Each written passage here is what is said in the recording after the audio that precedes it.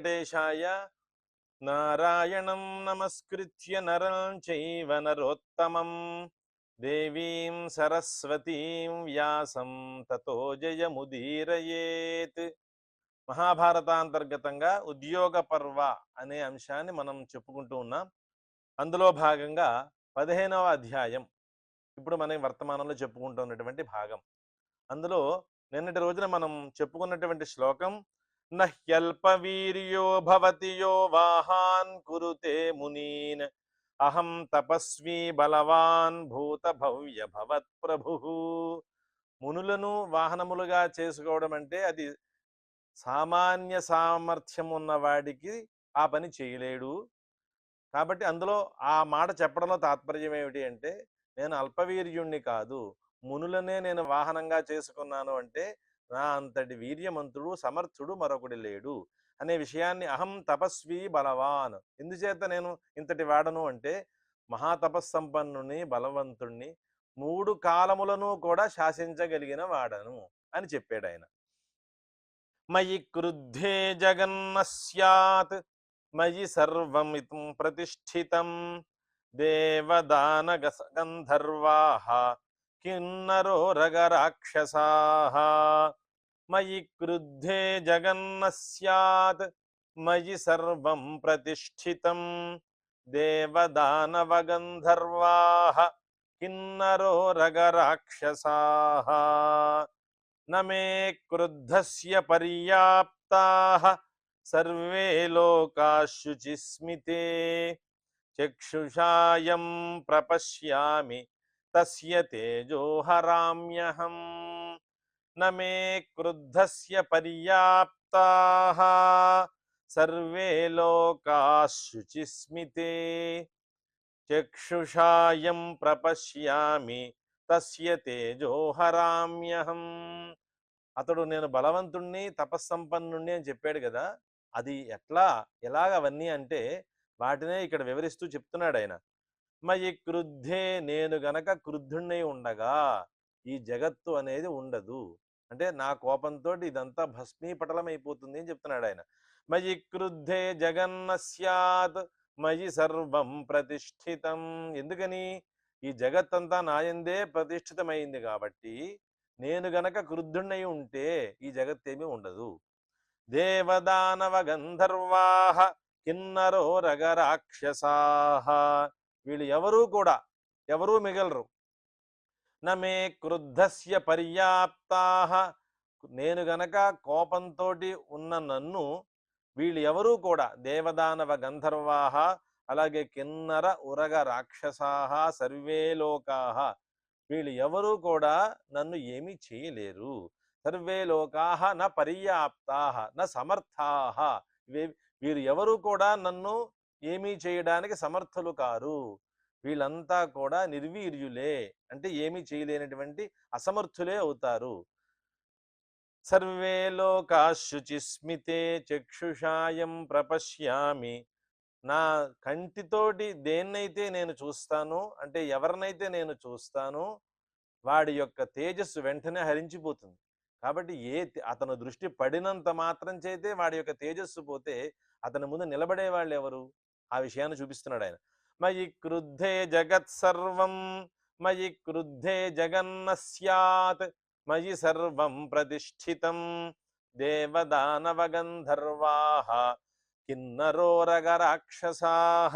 నమే క్రుద్ధస్య పర్యాప్తాః సర్వే లోకాః శుచిస్మితే చక్షుషాయం ప్రపశ్యామి తస్య తేజోహరామ్యహం అని అతని యొక్క సామర్థ్యాన్ని వివరించాడు.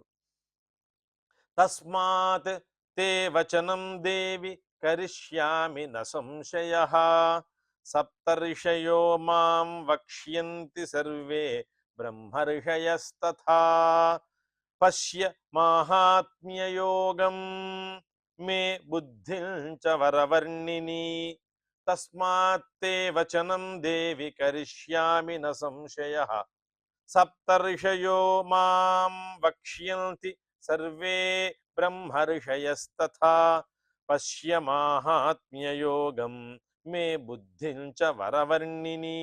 ఆమెతో చెప్తున్నాడు, ఉన్నటువంటి సామర్థ్యాన్ని అంతా వివరించాడు కదా.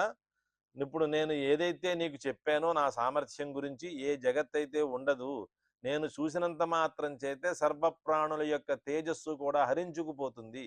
కాబట్టి దేవతలు గాని, గంధర్వులు గాని, ఉరగములు, రాక్షసులు ఎవ్వరూ కూడా నన్ను వేరే హింసించడంలో గాని, నన్ను లేకుండా చేయడంలో వీళ్ళు ఎవరూ కూడా సమర్థులు కారు. వీళ్ళెవరూ కూడా నా ఎదుట నిలబడలేరు అని చెప్పాడు. కాబట్టి ఆ మాటను చెప్పిన తర్వాత తస్మాత్, ఆ చెప్పినటువంటి కారణం చేత, తే వచనం దేవి, నువ్వు చెప్పినది మాట, ఏమని చెప్పావు నువ్వు మాట? మునులందరూ కూడా నిన్ను మొయ్యాలన్నావుగా, నువ్వు చెప్పిన మాట నేను చేస్తాను. తే వచనం దేవి కరిష్యామి న సంశయ, ఈ విషయంలో ఏ సంశయము లేదు.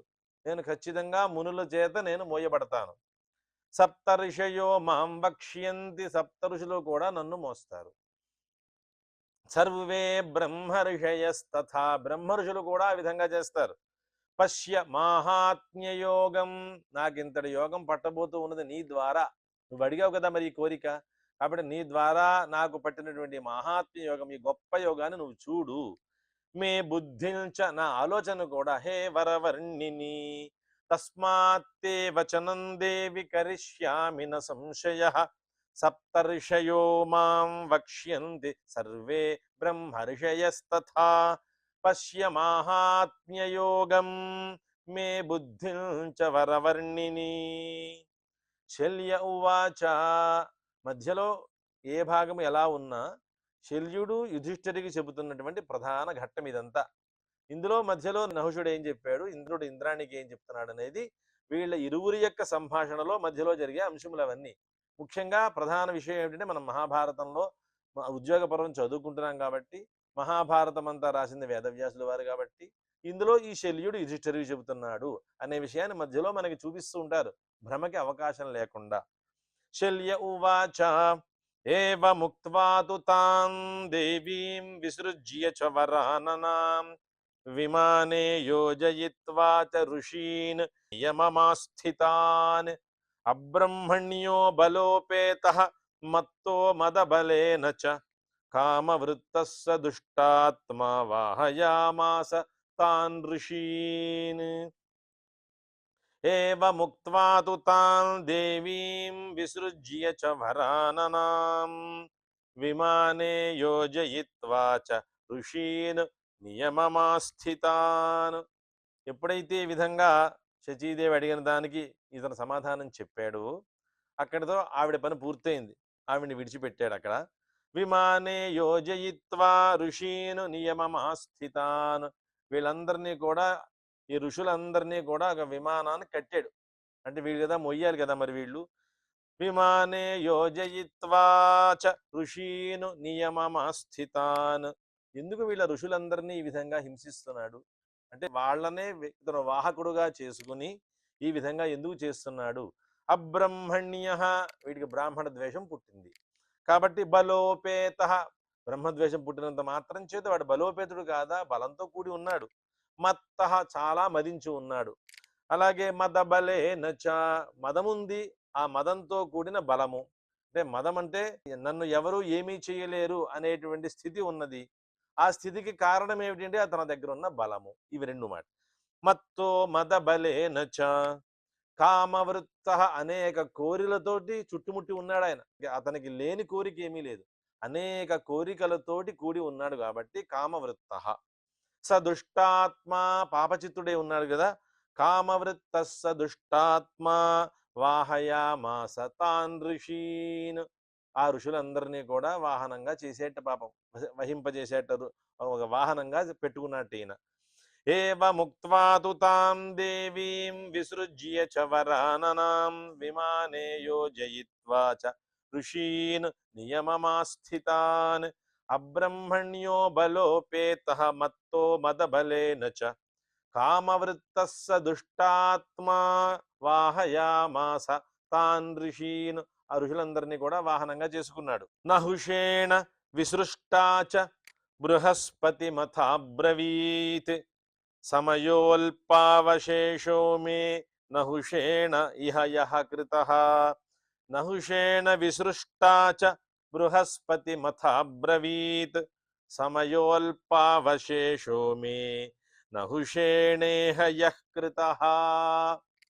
అప్పుడు ఎప్పుడైతే ఇత ఋషులని వాహనంగా చేసుకుని ఇతను బయలుదేరాడో అక్కడ ఆమెను విడిచిపెట్టాడు. ఈవిడ ఏం చేసింది? బృహస్పతి దగ్గరకు వచ్చింది ఈవిడ వెంటనే. మరి ఆవిడ ఏదైతే కోరిందో కోరిన పని చేసేసాడు. ఇప్పుడు నెక్స్ట్ ఇంకా ఆవిడకి ఇంకా ఆవిడ నెక్స్ట్ చేయాల్సిన పని ఏమిటి అంటే ఆ నహుషుడి దగ్గరికి వెళ్ళడమే కదా. కాబట్టి ముందు కోరిన కోరిక ఏమిటంటే వీళ్ళని వాహనములుగా చేసుకోంది. వాహనాలుగా చేసేసుకున్నాడు ఆయన.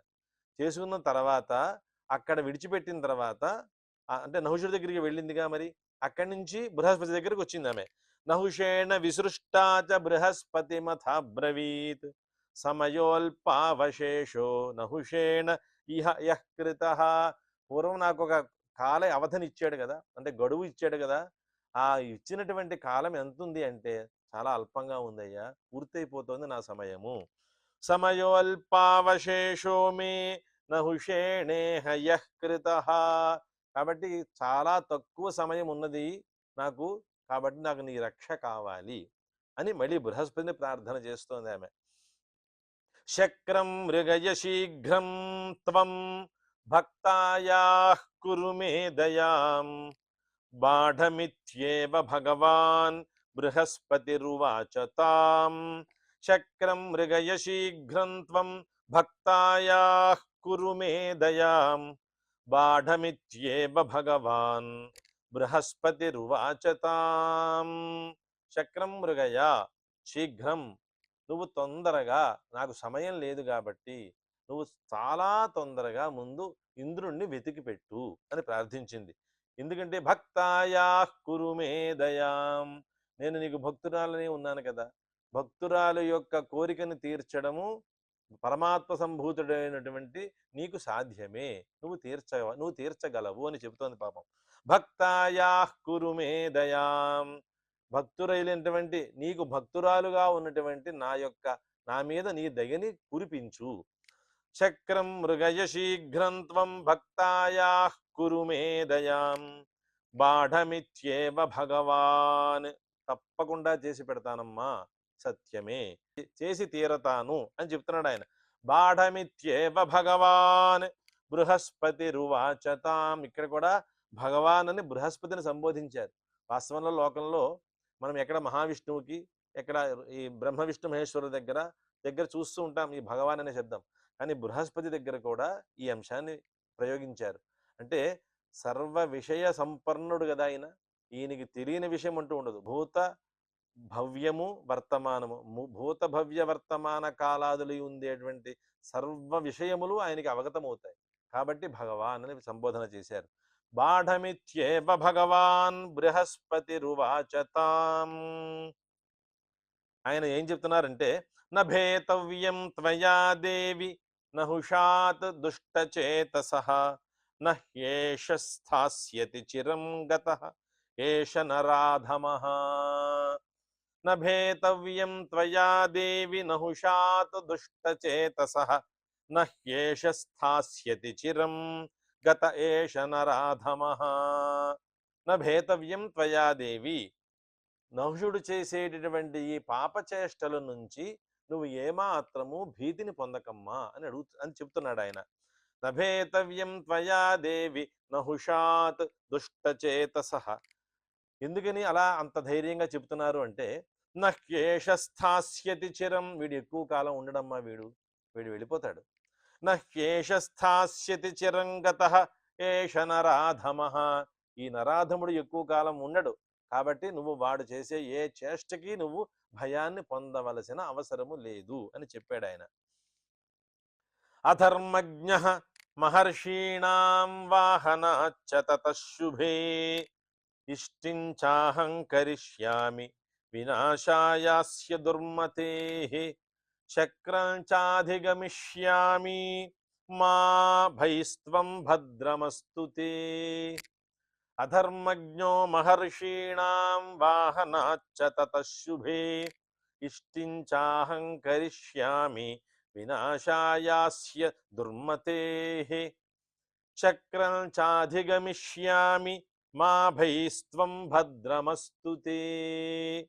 అధర్మజ్ఞ అంటే ఏమాత్రము ధర్మ సంబంధమైనటువంటి ఆలోచన లేనివాడు వీడు. అంటే తెలియనివాడని కాదు, వర్తమానంలో వాడికి ఉన్న అహంకారం చేత ఆ ధర్మ విషయం ఏది కూడా వాడి బుద్ధిలో లేదు. కాబట్టి ఆ ధర్మాన్ని గురించి ఆలోచించే స్థితిలో లేడు కాబట్టి సహ అధర్మజ్ఞ. ఎందుకని? మహర్షులని వాహనంగా చేసుకున్నాడు. మహర్షుల్ని వాహనంగా చేసుకున్నవాడు ధర్మజ్ఞుడు ఎట్లా అవుతాడు? కాబట్టి మహర్షీణాం వాహన చతత శుభే, ఏ శుభలక్షణమైనటువంటి ఓ శచీదేవి అని సంబోధన చేస్తూ, నీ కోసం ఇష్టించాహం కరిష్యామి వినాశాయాస్య దుర్మతే, దుర్మతి అయినటువంటి ఈ నహుషుని యొక్క వినాశం కోసము నేను ఒక యాగం చేస్తాను. ఇష్టించాహం కరిష్యామి, ఇక్కడ ఇష్టి అనే శబ్దం వాడారు. అంటే లోకంలో యాగం అని వింటాము, యజ్ఞం అని వింటాం. ఇష్టి అనేది సహజంగా లోకంలో ప్రచుర ప్రయోగం, అంటే అందరికీ తెలిసే మాట కాదు. ఇష్టి అన్నా యాగం అన్నా ఒకటే. అయితే ఇష్టి అనే శబ్దం ఎక్కడ ప్రయోగం చేస్తారు అంటే, వేదంలో చెప్పబడినటువంటి విధానం ఒకటి ఉన్నది. అంటే త్రేతాగ్నులు అని 3 రకాల అగ్నులు ఉంటాయి. ఆ అగ్నులు సంపాదించిన తర్వాత ఆ అగ్నులు యందు చేసేటువంటి కర్మలన్నీ కూడా ఇష్టి అనే శబ్దం చేత చెప్పబడతాయి. ఇప్పుడు దర్శమాస, అలాగే దర్శ పూర్ణమాస అని 2 రకాల కర్మలు. అంటే అమావాస్యని ప్రధానంగా చేసుకుని అమావాస్య నిమిత్తంగా చేసేటువంటి కర్మ ఏదైతే ఉందో అది ఇష్టి. దాని పేరు దర్శేష్టి అని పేరు మాట. అంటే దర్శనాడు చేసేటటువంటి యాగం అదే, అంటే దాన్ని ఇష్టి అని శబ్దం చేత ప్రయోగిస్తారు. అలాగే పూర్ణమాస నాడు, అంటే పూర్ణిమ నాడు చేసేటటువంటి ఇష్టి పూర్ణమాసేష్టి అని ఈ విధానంగా లోకంలో ఇష్టి శబ్దం ఎక్కడ ప్రయోగిస్తారు అంటే, వేద విహితమైనటువంటి కర్మలను ఆచరించే చోట మాత్రమే ఇష్టి శబ్ద ప్రయోగం ఉన్నది. కానీ లోకంలో మనం చూసే చోట అన్ని చోట్ల ఈ శబ్దాన్ని ప్రయోగం ఉండదు. కాబట్టి ఇది వైదికమైనటువంటి కర్మ నేను చేస్తాను అని చెప్పడంలో తాత్పర్యం మాట. ఆయన ఆ శబ్దాన్ని అందుకోసం ప్రయోగించారు. ఇష్టించాహంకరిష్యామి వినాశాయాస్య దుర్మతే. ఇంకొక తాత్పర్యం కూడా ఏమిటి అంటే, ఏ కర్మైనా సరే ఫలాన్ని ఇచ్చి తీరుతుంది. కర్మాచరణ చేయడం ద్వారా అవతల మనకి పొందేటటువంటి దుఃఖమైనా సరే, ఎంతటి దుఃఖమైనా సరే ఆ దుఃఖ నివృత్తి అయిపోతుంది. సుఖార్థం చేస్తే సుఖం లభిస్తుంది. దుఃఖ నివృత్తిని కోరుకుంటే, దుఃఖం పోవాలని కోరుకుంటే దుఃఖము పోతుంది. కాబట్టి కర్మలన్నీ కూడా ఫలజనకములే, ఫలాన్ని పుట్టించేవే కర్మలు గాని ఇవి మిగతా ఏవి కూడా వ్యర్థములు కావు. బృహస్పతి అంతటి వారు వీరంతా కూడా ఈ కర్మలు చేసి ఆ ఫలాలను పొందుతున్నారు కదా. కాబట్టి కర్మలు లోకంలో చేయడం ద్వారా అవన్నీ కూడా ఫలాలను ఇచ్చేవే తప్పితే ఇది కేవలం ఏదో నాస్తిక మతానుసారంగా కేవలం ఏదో మౌఢ్యమైనటువంటి భాగంతో మూఢత్వం చేత కేవలం ఒక పక్షం కోసము ఇవి వాళ్ళ యొక్క జీవన ఉపాధి కోసము ఈ కర్మలు చేసుకుంటూ జీవనం చేస్తున్నారు అనేటువంటి ఆలోచన ఉంది. అంతకంటే దుర్మతి అనేది మరొకటి లేదు. ఇలా ఆలోచించేవాడే దుర్మతి అని చెప్పాలి. ఇష్టించాహంకరిష్యామి వినాశాయాస్య దుర్మతే శక్రం చాధిగమిష్యామి. నువ్వేమని కోరావు? ఇంద్రుని తొందరగా నిన్ను పొందింపజేయాలి, ఇంద్రుడి దగ్గరికి నిన్ను పొందింపజేయాలి, అదే కదా. నేను అతన్ని వెతకి పట్టుకోవాలి కదా. ఈ కర్మ చేస్తున్నాను కదా, ఈ కర్మ ద్వారా అతన్ని నేను పట్టుకుంటాను. చక్రం చాధిగమిష్యామి మా భైస్త్వం భద్రమస్తుతే. నేను ఖచ్చితంగా అతన్ని పొందుతాను ఈ కర్మాచరణ చేసి. కాబట్టి నువ్వుకు ఏమాత్రము నువ్వు భీతిని పొందకమ్మా, నీకు మంగళమగుగాక. భద్రమస్తుతే. తతః ప్రజ్వాల్య విధివత్ పరమం హవిః. తతః ప్రజ్వాల్య విధివజ్జుహావ పరమం హవిః. బృహస్పతిర్మహాతేజాః దేవరాజోపలబ్ధయే. హుత్వాగ్నిం సోబ్రవీత్ రాజన్ శక్రమన్ విష్యతామితి. తతః ప్రజ్వాల్య విధివజ్జుహావ పరమం హవిః. బృహస్పతిర్మహాతేజాః దేవరాజోపలబ్ధయే. హుత్వాగ్నిం సోబ్రవీత్ రాజన్ శక్రమన్ విష్యతామితి. అక్కడ అనంతరం 3 అగ్నులను చెప్పుకున్నాం కదా. ఆహవనీయము, గార్హపత్యము, దక్షిణాగ్ని అని 3 అగ్నులు ఉంటాయన్నమాట వీళ్ళ దగ్గర. అంటే ఎవరైతే వేదాధ్యయనం చేసి అర్థజ్ఞానాన్ని పొంది అనంతరము వాటిలో చెప్పినటువంటి కర్మలను ఆచరించేవారు ఎవరైతే ఉన్నారో వాళ్ళకి వేదంలో చెప్పినటువంటి కర్మల ద్వారా 3 అగ్నులు సిద్ధిస్తాయి. ఆ 3 అగ్నులు సిద్ధించిన తర్వాత అందులో చేసేటువంటి కర్మ, ఆ కర్మలో ఏం చేస్తున్నాడంటే ముందు ప్రజ్వలనం చేస్తున్నాడు అన్నమాట అక్కడ అగ్నిని. తతః ప్రజ్వాల్య విధివజ్జుహావ పరమం హవిః. ఎక్కడైతే విధివాక్యము ఈ కర్మ చేయమని చెప్పిందో అప్పుడు మాత్రమే మనము ఈ కర్మ చేయడం చేయాలి తప్పితే ఎక్కడా విధి లేకుండా స్వేచ్ఛగా మనం ఎక్కడైతే అక్కడ ఏదో హోమాలు చేసేసి మనకి స్వేచ్ఛగా మనం వాడికి కోరిక ఈ కోరిక ఉంది, ఫలానా కోరిక ఉన్నది, ఈ కోరికను తీర్చడం కోసం ఈ హోమం చేసుకోండి, దానికి విధివాక్యం ఉన్నదా లేదా అనే పరిశీలన చేయకుండా స్వేచ్ఛగా కనుక మనం హోమాలు చేయిస్తే అది ఇచ్చేది దుష్ఫలమే, సుఫలం కాదు. తతః ప్రజ్వాల్య విధివజ్జుహావ పరమం హవిః. విధివత్ అంటే విధివాక్యం ఎట్లాగైతే ఈ కర్మని చేయమని చెప్పిందో, వేదంలో ఉన్నటువంటి విధివాక్యము ఏ విధంగా ఈ కర్మని ఆచరించమని చెప్పిందో ఆ చెప్పిన ప్రకారము ఆ ఉత్కృష్టమైనటువంటి హవిస్సుని సమర్పించాడు ఆయన. బృహస్పతిర్మహాతేజాః దేవరాజోపలబ్ధయే. చూసారా, కర్మ దేనికోసం చేస్తున్నాడు ఆయన? దేవరాజుని పొందడం కోసం ఈ కర్మ చేస్తున్నాడు. అంటే ఈ కర్మ ద్వారా దేవరాజుని పొందుతాడు ఆయన. బృహస్పతిర్మహాతేజాః దేవరాజోపలబ్ధయే హుత్వాగ్నిం సోబ్రవీత్. ఎప్పుడైతే ఈ హవిస్సుని అగ్నిలో పెట్టాడో, అగ్నిలో వేసేసాడో, వేసిన తర్వాత ఆ అగ్నితో ఈ విధంగా చెప్పాట బృహస్పతి గారు, శక్రమన్విష్యతాం ఇతి. శక్రుణ్ణి నువ్వు అన్వేషించి పెట్టు, వెతికి పెట్టు అని పాపం ఈయన ప్రార్థన చేశాడు. హుత్వాగ్నిం సోబ్రవీద్రాజన్ శక్రమన్విష్యతామితి.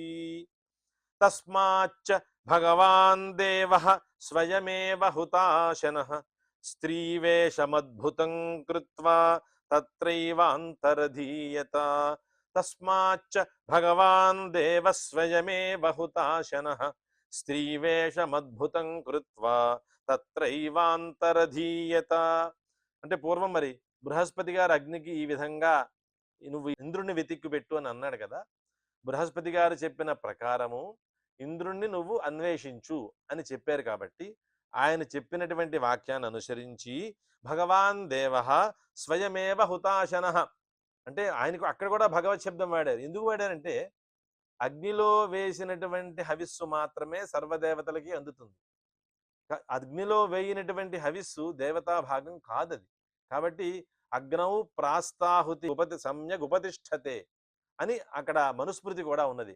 అగ్నిలో వేసేటటువంటి ఆహుతి మాత్రమే సమ్యగాదిత్యముపతిష్ఠతే. అగ్నౌ ప్రాస్తాహుతి సమ్యగాదిత్యముపతిష్ఠతే. అగ్నిలో వేసేటువంటి హవిస్ ఏమవుతుందంటే అది మంచిగా ఆదిత్యుడి దగ్గరికి చేరుతుందట. అది ఆదిత్యాజ్జాయతే వృష్టి వృష్టేరన్నం తతః ప్రజాః అని వరసుంది కదా. ఆదిత్యుడు ఎప్పుడైతే అగ్నిలో వేసినటువంటి ఆహుతి ఆదిత్యుడి దగ్గరికి చేరిందో ఆదిత్యుడు దాన్ని స్వీకరించిన తర్వాత అంటే ఆయా దేవతా భాగాలందరికీ చేరిపోతాయి. ఆదిత్యుడి దగ్గర ముందు వెళ్ళింది అది.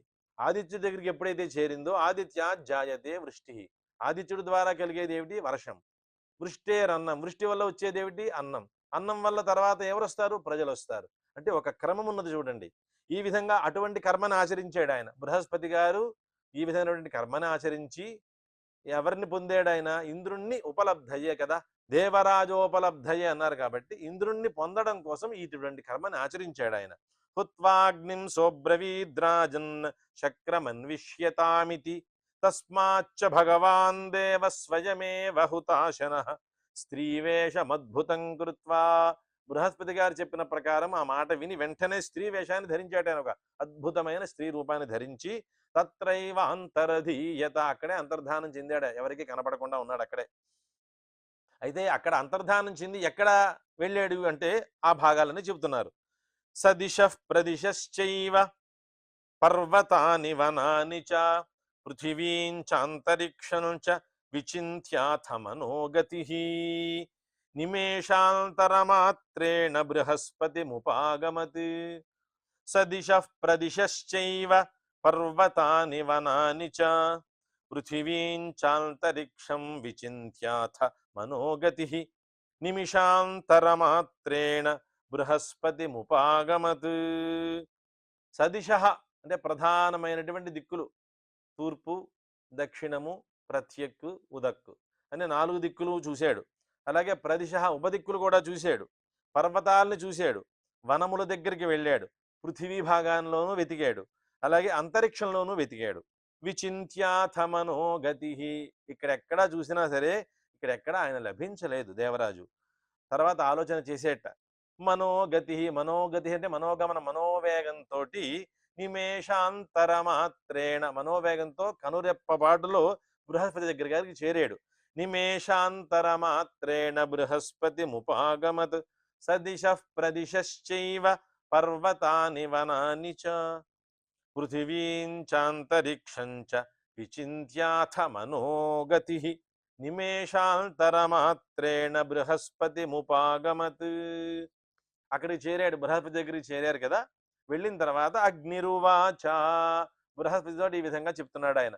మరి ఇవన్నీ వెతికాను, నాకు ఎక్కడా దేవరాజు లబ్ధి కాలేదు, ఆయన్ని నేను పొందలేకపోయాను. బృహస్పతే న పశ్యామి దేవరాజమిహ క్వచిత్ ఆపశేషా సదా చాపః ప్రవేష్టున్నోత్సామ్యహం. బృహస్పతే న పశ్యామి దేవరాజమిహ క్వచిత్ ఆపశేషా సదా చ అపః ప్రవేష్టుం నోత్సహామ్యహం. అన్నీ వెతికేశాను, హే బృహస్పతే అని పిలిచి నేను అన్నీ వెతికానయ్యా, ఎక్కడ వెతికినా దేవరాజు కనపడలేదు. అయితే ఒకటి మాత్రం మిగిలిపోయి ఉన్నది. ఏమిటది? ఆపశేషా, నేను నీటిలో వెతకలేదు ఆయన్ని. కాబట్టి ఒకవేళ అక్కడ వెతకాల్సిన అవసరం ఉన్నా కూడా నేను అక్కడికి ప్రవేశించడానికి నాకు ఏమాత్రము ఉత్సాహము లేదు. ఎందుచేతంటే అక్కడ ప్రవేశిస్తే నేనే నష్టమైపోతాను అని చెప్తున్నాడు అన్నమాట ఆయన. ఆపశేషా సదా చాపః ప్రవేష్టుం నోత్సహామ్యహం నమే తత్ర గతిర్బ్రహ్మన్ కిమన్యత్ కర్వాణి తే తమబ్రవీద్దేవగురుః అపోవిశ మహాద్యుతే. నమే తత్ర గతిర్బ్రహ్మన్ కిమన్యత్ కరవాణి తే తమబ్రవీద్దేవగురుః అపోవిశ మహాద్యుతే. ఈ విధంగా చెప్పిన తర్వాత బృహస్పతి గారు అగ్నితో చెప్తున్నట్ట, నమే తత్ర గతి, ఇది అగ్ని చెబుతున్నాడు మొదటి వాక్యము. నమే తత్ర గతి బ్రహ్మన్, బృహస్పతిని సంబోధన చేస్తూ, హే బ్రహ్మన్ మే తత్ర, తత్ర అంటే ఆ నీటి యందు నాకు గతి లేదు. అప్సు నమే గతి, నమే తత్ర గతిర్బ్రహ్మన్, నేను అందులోకి ప్రవేశిస్తే ఏమవుతాను? నేను నష్టపోతాను కదా, నశించిపోతాను కదా. నమే తత్ర గతి, అక్కడ నాకు ఏ గమనం లేదు, నాకు నాశమే అక్కడ. కిమన్యత్ కరవాణితే, నేను ఆ పని చేయలేను కాబట్టి నీకు ఏదైనా వేరే ఏదైనా నీకు చేయగలవాడను అని చెప్తున్నాడు. కిమన్యత్ కరవాణితే. ఇది విన్న తర్వాత బృహస్పతి గారు ఏం చెప్తున్నారంటే, తమబ్రవీ దేవగురు, అగ్నితోటి ఈ విధంగా చెప్పేట. అపో విష మహాద్యుతే, ఆయన నేను ఎక్కడైతే ప్రవేశించలేను అని చెప్తున్నాడో నువ్వు అందులోనే ప్రవేశించు అని బృహస్పతి గారు చెబుతూ ఉన్నారు. అంటే అక్కడ ఆయన చెప్పడంలో ఒక అంతరార్థం తర్వాత శ్లోకాల్లో మనకి చూపిస్తూ ఉన్నారు. తమబ్రవీ దేవగురు అపో విష మహాద్యుతే నమే తత్ర గతిర్బ్రహ్మన్ కిమన్యత్ కరవాణితే తమబ్రవీ దేవగురు అపో విష మహాద్యుతే. అగ్నిరువాచ, బృహస్పతి గారు నువ్వు నీటిలోనే ప్రవేశించు అని పాప అగ్నితో చెప్పారు కదా. ఆ ప్రవేశం అని ఎలా చెయ్యాలి, అందులో నీ ప్రవేశం ద్వారా మరి నాకు నాశం కలుగుతుంది కదా అని అగ్ని యొక్క ఒక మనస్సులో ఉండేటువంటి ఒక ఆలోచన. నాహం ప్రవేష్టుం శక్ష్యామి అని చెబుతున్నాడు. నేను అగ్నిలో ప్రవేశించడానికి నేను సమర్థుడు కాదు కదా బృహస్పతి. నాహం ప్రవేష్టుం శక్ష్యామి క్షయో మేత్ర భవిష్యతి, నాకు ఇక్కడ నాశమే కదా కలుగుతుంది. నీటిలో నేను ప్రవేశించాను అంటే నాకు గతి ఎక్కడుంది, నాకు నాశం తప్ప. నాహం ప్రవేష్టుం శక్ష్యామి క్షయో మేత్ర భవిష్యతి శరణం త్వాం ప్రపన్నోస్మి స్వస్తితేస్తు మహాద్యుతే. నాహం ప్రవేష్టుం శక్ష్యామి క్షయో మేత్ర భవిష్యతి శరణం త్వాం ప్రపన్నోస్మి స్వస్తితేస్తు మహాద్యుతే. కాబట్టి నేను అక్కడికి చేరలేను, శరణు వేడుతున్నాను నిన్ను. నీకు నేను మరి వెళ్ళలేను అని చెప్పాను కాబట్టి, నువ్వు చెప్పిన పని నేను చేయలేకపోతున్నాను కాబట్టి నీకు మాత్రం మంగళమగుగాక. నువ్వు చెప్పిన పని నేను చేయలేకపోతున్నాను కాబట్టి నాకు జలంలో ప్రవేశం ద్వారా నాకు క్షయం అవుతుంది కాబట్టి, నాశం కలుగుతుంది కాబట్టి నా ద్వారా నీకు ఈ రకమైనటువంటి ప్రయోజనం లేకుండా పోతోంది. కానీ స్వస్తిమే అస్తు, శరణం త్వాం ప్రపన్నోస్మి స్వస్తితేస్తు మహాద్యుతే, నీకు మంగళమగుగాక హే మహాద్యుతే అని సంబోధన చేశాడు. అద్భ్యోగ్నిర్బ్రహ్మత క్షాత్రం అశ్మనో లోహముత్థితం తేషాం సర్వత్ర గనుతేజ స్వాసు యోనిషు శామ్యతి. ఈ అధ్యాయం యొక్క అంతిమ శ్లోకం ఇది. ఈ శ్లోకంతో ఈరోజు పూర్తి చేసుకుని 16వ అధ్యాయ ఆరంభంతో రేపటి రోజు మళ్ళీ శ్లోకంతో మనం కలుద్దాం. శ్రియః కాంతాయ కళ్యాణ నిధయే నిధయేర్థినాం శ్రీ వెంకట నివాసాయ శ్రీనివాసాయ మంగళం.